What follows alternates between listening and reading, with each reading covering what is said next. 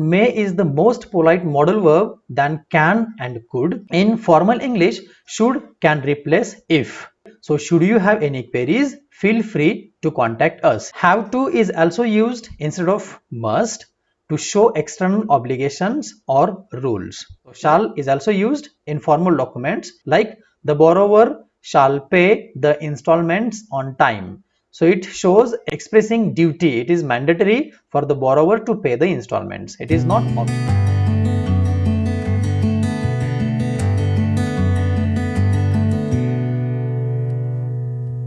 Types and the classification of verbs. So verb classified in two categories: helping verbs. They are again divided into linking verbs and auxiliaries.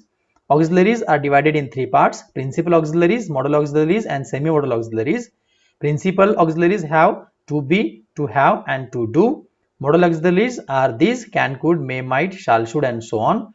Semi-modals are need to, dare to, used to, and have to. We are going to see the usage of all those, and we are going to see the forms of principal as well, and the usage of modal and semi-modal auxiliaries. So let us focus on the forms of principal auxiliaries like to be, to have, and to do. I hope you must have gone through these forms. So let us just go fast and revise. So to be has its various forms in present, past, and future tense. The form of to be in present tense are am, is, are. In past it is was, were. Future shall be and will be. To have has in present, had in past, shall have, will have in future. To do and does, did in past, shall do and will do. Some of the facts about modal auxiliaries now. Remember, the modal auxiliaries are always followed by the infinitive without to. For example, may see, should go, not may to see or should to go. Same for all pronouns. Now this is applicable for all pronouns: I should, he should, they should, it should, he should, and so on. So they are always same for all the pronouns. They never combine with another modal verb like he, will, might, do. We sometimes make mistake of using more than two auxiliaries. So it is not correct use of auxiliaries. Semi-modals, like ordinary verbs, they are always followed by infinitive like have to do, need to be, used to go. The semi-modals are not same for all pronouns. For example, I, we, you, they have to do, but he, she, it has to do. They take auxiliaries also. For example, I don't have to, like do not is auxiliary taken by this semi-modal, that is have to. Can combine with modal verbs as well, like he will have to. So modal verb will is combined with have to, semi-modal. So he will have to or you may need to. Let us see the usage of these modal auxiliaries now. First, can is used to show ability or lack of ability, present and future. You can or cannot win this race. Giving permission, expressing prohibition. For example, you can park your bike here or you cannot park your bike here. Informal requests with friends, colleagues, and family, not in formal situations. Like, can we meet tonight, friends? With friends and families, informally we can make these requests, but not in formal situations. Could, same usage as like can, but in past tense. You could or you could not win that race. Like you could win that race, you could have taken part, or you could not win that race. No worry if you have not taken part. Could is also used to make polite requests. Could you tell your name please? Next usage, may.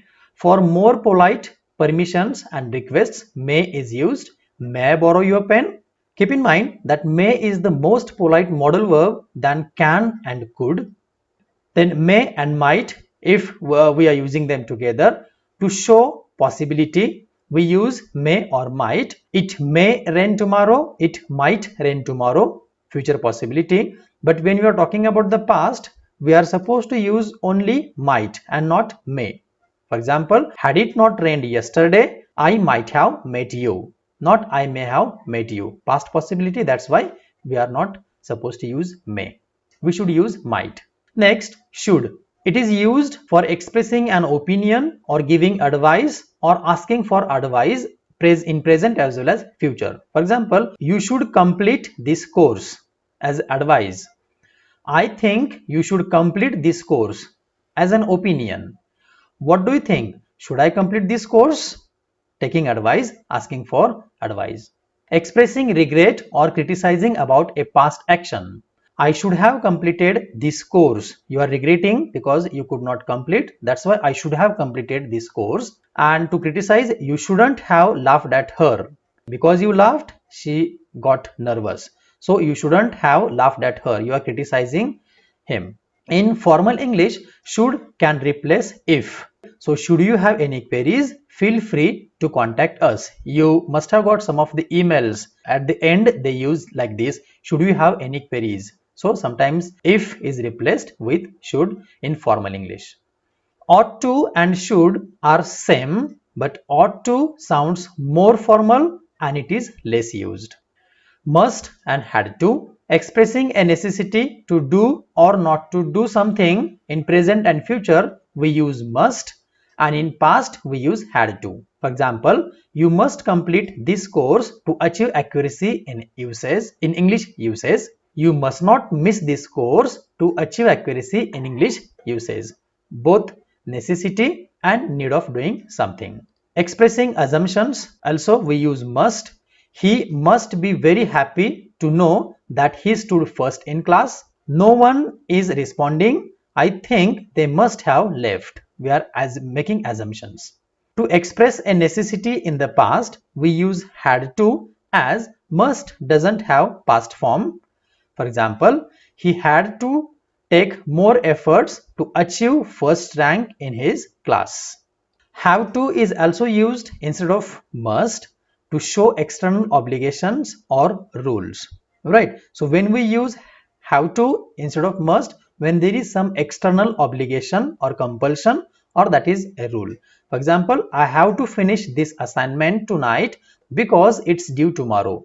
Now why have you used have to? Because it is an external obligation, external compulsion. Tomorrow is the deadline, external compulsion. That's why you are using I have to finish, right? So use have to when there is external obligation. Next, shall and will both are used for formulation of future simple tense. In addition, shall is used for making or asking for suggestions. For example, shall I take part in this competition? You are asking for suggestion. It is also used for expressing a duty in formal documents and contracts. So shall is also used in formal documents, like the borrower shall pay the installments on time. So it shows expressing duty. It is mandatory for the borrower to pay the installments. It is not optional. Will is used to make a promise, like I will help you. It is also used to make informal requests with friends and relatives. Will you drop me please? Will you drop me there please? Will you open the window please? And so on. Not informal. Let us do exercise now. Choose the right modal verb in the following sentences. Pause for some time and come up with your keys. Dash dash, you speak German. No, I dash dash. Take an umbrella. It rain. Dot dot, ask a question. The teacher said we dot dot read this book for our own pleasure as it is optional, but we dot dot read it if we don't want to. It's a hospital. You dot dot not smoke here. Let us see the keys now. The first, can you speak German? No, I cannot. We are asking about the ability. Take an umbrella. It may rain or it might rain later. May I ask a question? Can I ask a question? So may I ask a question is most formal, used in formal context. Can I ask a question? Informal. The teacher said we can read this book for our own pleasure as it is optional, but we need not to read it if we do not want to. It's a hospital. You must not smoke here.